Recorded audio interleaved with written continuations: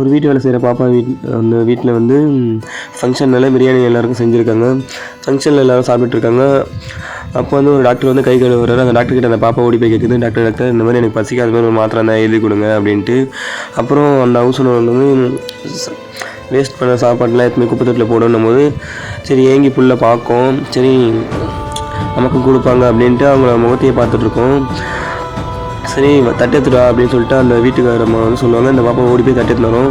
பார்த்தா பிரியாணி காலையாகிட்டு இருக்கும். பார்த்தா தட்டில் அந்த தீஞ்சது அடி பிடிச்சது மட்டும் தான் இருக்கும்.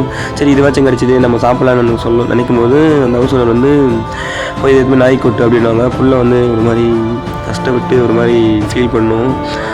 அது சொல்கிறது வார்த்தையில் எதுமேட்டு அந்த மீன் நம்ம சாப்பாடு எதுமேட்டு அந்த நாய்க்கு கொட்டும். அந்த நாய் 2 வாய் வச்சுட்டு அப்புறம் அது வேண்டான்ட்டு அது போயிடும்.